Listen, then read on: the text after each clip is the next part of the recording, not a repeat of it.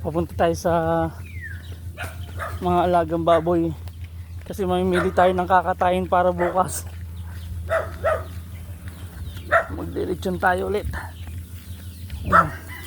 Laki ng inahin, ano? Buntis na ba yan? Laki. Pakusok ka tubig, Ting. Madamo tubig. Natabak ko na ko dito. Laki ng inahin, oh.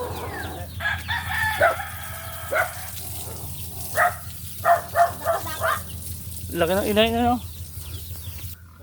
Pag bumibigat na pala sila, nasisira na yung kawayang. Dapat pala talaga, ano na siya, no?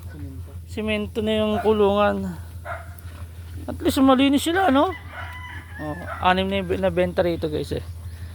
Di ba? Ang malusog, oh. 6 na benta. Lusog na, tsaka malinis. Tataba na, oh. Ito, taba nito, oh.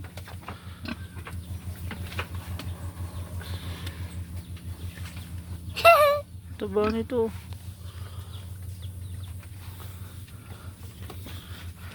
Ganda talaga pag malinis ang baboy, eh.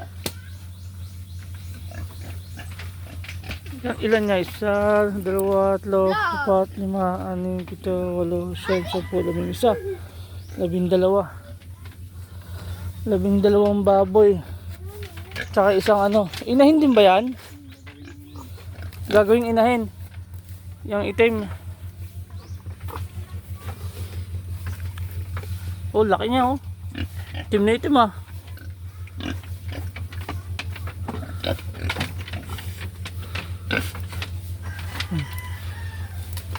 Yan ang kalamanong. Yung tatlo na yan. Kalamanong tsaka kalamanong. Taba, oh. 5 ito dito, 5. 5 sa kanila dito. Kaya 2, 3, 4,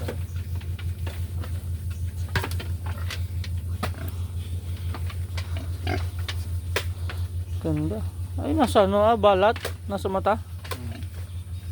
Ayaw.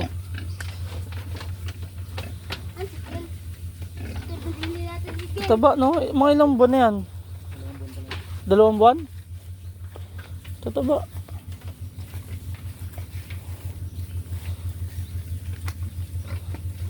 Ito yung laki na, oh. Lusog. Parang masikip sa kulungan niya. Na ano nga niya, kinakain niya yung kawayan.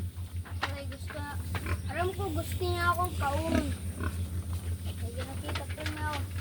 Kakain kita. Nakita ko po na. Kita ng magandang baboy dyan. Nagdulog dyan. Yan, ilang buwan na yan? Ilang buwan din sa lahat lang. Lahat. Sabay-sabay pala. Grabe. Hindi. Lulusog, no? Lulusog yung baboy. Malinis pati.